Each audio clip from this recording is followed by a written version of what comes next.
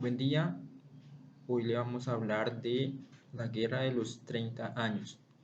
Nuestro grupo está conformado por Alejandro Murcia, Kevin García y Jefferson Gutiérrez. Lo que más me impactó de la Guerra de los 30 años fue que comenzó con un conflicto de religiones entre católicos y protestantes, pero acabó convertida en un enfrentamiento mundial donde los bandos se conformaron por intereses políticos, no solo por credo, ya que la católica Francia se alió con la luterana Suecia contra las potencias también católica española y alemana. Además de esto, el uso de miles de mercenarios de forma generalizada causó la total devastación de lugares enteros que fueron esquilmados por los ejércitos necesitados de suministros, seguido de los continuos episodios de hambruna y enfermedades que diezmaron la población civil de los estados alemanes y en menor medida de los Países Bajos e Italia, además de llevar a la bancarrota a muchas potencias implicadas. Sin embargo, es de resaltar que a pesar del horror vivido durante la guerra, esto permitió que las potencias europeas concluyeran que solo mediante la cooperación y la tolerancia, buscando lo que les une y dejando fuera lo que les separa, se puedan mantener en paz.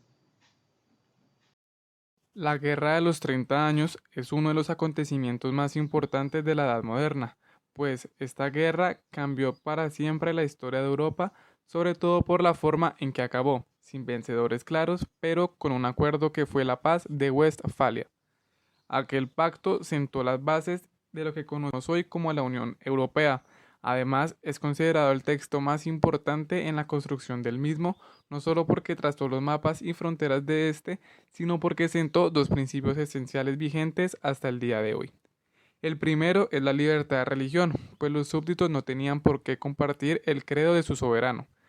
El segundo principio es que los estados soberanos deben sentarse a discutir como iguales y cooperar para encontrar soluciones. Esto se refiere al restablecimiento del equilibrio europeo roto a raíz de las victorias de Carlos V. Se entiende por equilibrio europeo el afán de los estados de Oriente y Occidente de Europa para conservar el mismo poderío, la misma fuerza, a fin de respetarse mutuamente.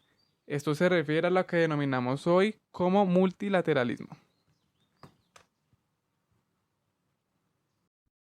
En esta diapositiva vamos a hablar sobre la geopolítica de la Guerra de los 30 años.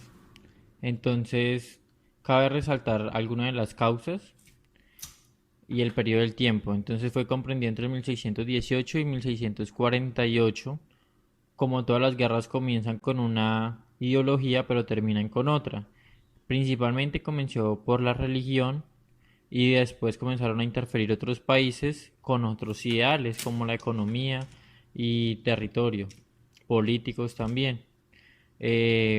Algunas de las causas, entonces podemos encontrar los príncipes alemanes tenían dificultades con los reyes, con el rey.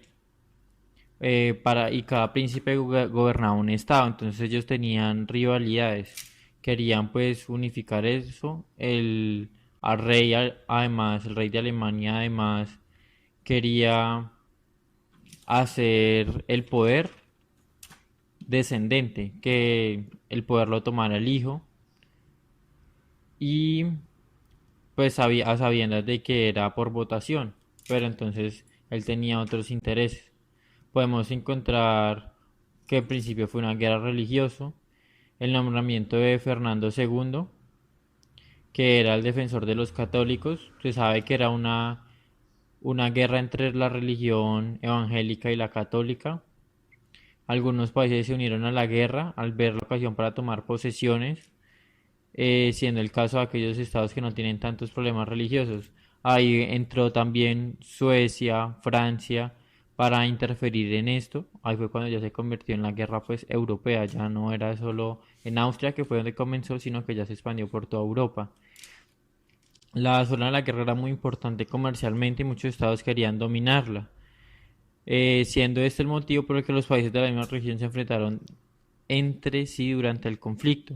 Ya entonces comenzó a interferir Suecia, pero ya era más que todo por la parte económica, y Francia, que fue cuando quedó liderando como parte económica.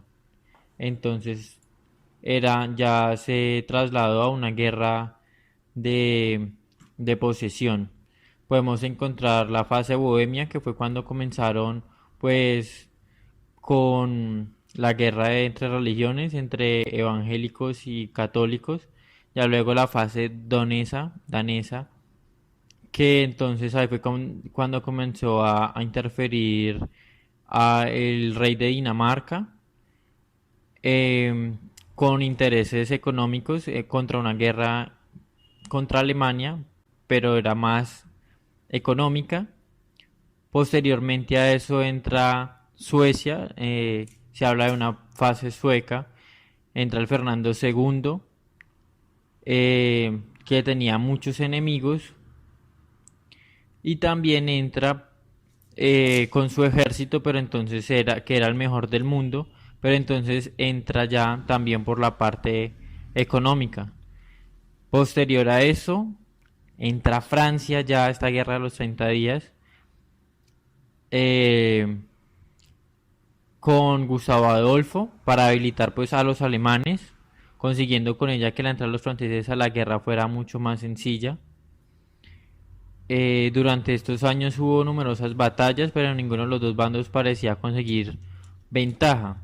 O sea, fue muy equilibrado. Entonces lo que se consiguió, o sea, a lo que llegaron a lo último fue hacer un tratado, el tratado de Westfalia en el 1648, cuando dio fin a la guerra, en donde el emperador alemán reconoció que los príncipes de su país eran soberanos en cada uno de sus respectivos estados, donde se estableció una libertad religiosa en Alemania, que ya no podían estar en guerra las religiones, y Alemania volvió a Francia las provincias de Alsacia y Lorena. El Tratado de los Pirineos, como la guerra había sido también contra España, fue necesario firmar con esa nación un tratado, y fue la paz de los Pirineos. Básicamente esto es como se extendió y cómo prosiguió la guerra. Algunas de las consecuencias podemos encontrar el aumento del poder de los estados-nación frente al imperio, eh, pues que Alemania se volvió un régimen con total libertad religiosa. Bueno, sus consecuencias: Francia recibió importantes territorios tanto de España como de Alemania, y Francia también quedó la que, como al frente de estos países. Francia fue la que llegó, pues porque llegó justo en el momento que era, ¿no? Mm, y ya básicamente eso.